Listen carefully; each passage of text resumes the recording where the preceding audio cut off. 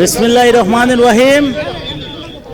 আপনারা লক্ষ্য করতেছেন যে আমরা সিলেটের ঐতিহ্যবাহী হুমায়ুন রশিদ চত্বরে এই 25, 26, 27, 28, 29, 30, 40, 41, 42 নম্বর ওয়ার্ডের নেতৃবৃন্দ এখানে উপস্থিত আছেন, উপজেলার নেতৃবৃন্দ উপস্থিত আছেন।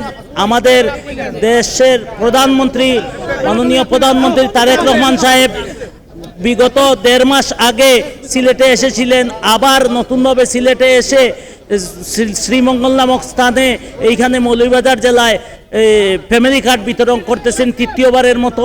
তাই আমি আপনাদেরকে বলবো যে আপনারা যারা এই অনুষ্ঠানটি লাইভের মাধ্যমে দেখতেছেন, এই দেশে গত 1.5 মাস আগে প্রধানমন্ত্রী এসে 4,500 কোটি টাকার যেই অনুদান দিয়েছেন, ইনশাআল্লাহ অচিরেই এই কাজগুলো সম্পূর্ণ হবে। এই কাজের অগ্রগতিও দেখতে পারবেন আপনারা। তার পাশাপাশি বলবো যে আমাদের এই সিলেটের সুরমা নদীর দুই পাশেই দেখবেন যে আমাদের সিলেটের লোকজন হাঁটার জন্য ওয়াকওয়ে তৈরি করা হবে প্রায় 15 কিলোমিটারের মতো।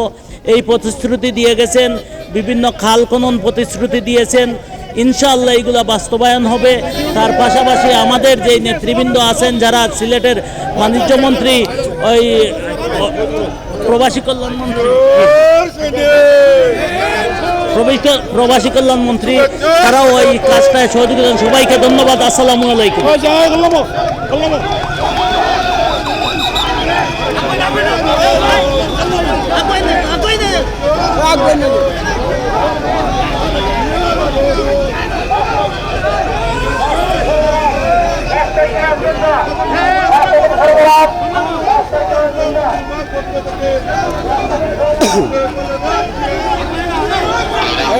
সামনে না